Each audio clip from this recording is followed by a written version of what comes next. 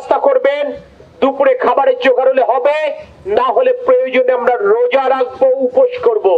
আমার মা বোনেরা আগে ভোট দিবেন, তারপরে ঘরে ফিরে নাস্তা বানাবেন। নির্বাচনকে নিয়ে নতুন ষড়যন্ত্র দানা বাঁধছে।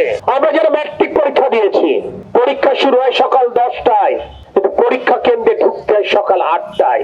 কেন? বাবা মা বলেন, ঘুম থেকে উঠে গোসল করে মাথায় পারলে সর্ষের তেল মাখিয়ে দিয়ে মাথা ঠান্ডা করে নাস্তা করিয়ে বলে, বাবা আগে চলে যাও, রাস্তাঘাটে কোন ঝঞ্ঝাট হয়, তোমার পরীক্ষার রুমটা কোথায় সেটা খুঁজতে হবে, 1 ঘন্টা আগে পরীক্ষার মাথা ঠান্ডা করে বসবা, তাহলে প্রশ্নের উত্তর ঠিক মতো দিতে পারবে, ঠিক না?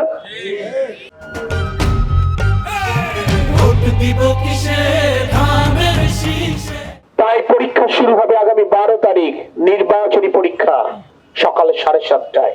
আমরা যারা উপস্থিত, আমাদের পরিবারের সদস্যদেরকে নিয়ে পাড়া মহল্লার ভোটারদের হাতে হাত ধরে আমাদেরকে ফজর নামাজ আদায় করে সকাল 6টার মধ্যে ভোট কেন্দ্রে উপস্থিত হতে হবে।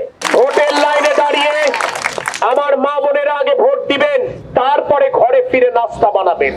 আর পুরুষেরা ভোট দিয়ে ভোট কেন্দ্রে অবস্থান করবেন, রুটি কলা দিয়ে নাস্তা করবেন, দুপুরে খাবারের জোগাড় হলে হবে, না হলে প্রয়োজনে আমরা রোজা রাখবো, উপোস করব।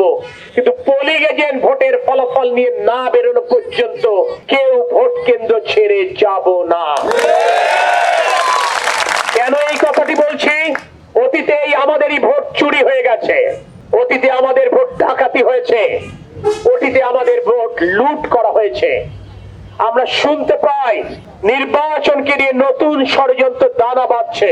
তাই আমাদের দায়িত্ব, আমাদের নিজ এলাকায়, নিজ ভোট কেন্দ্রে নতুন কোন ভোট চোর, নতুন কোন ভোট ডাকাত, নতুন কোন ভোট ছিনতাইকারী যেন প্রবেশ করতে না পারে, সেই কারণেই আমাদের ভোট কেন্দ্র পাহারা নিশ্চিত করতে হবে।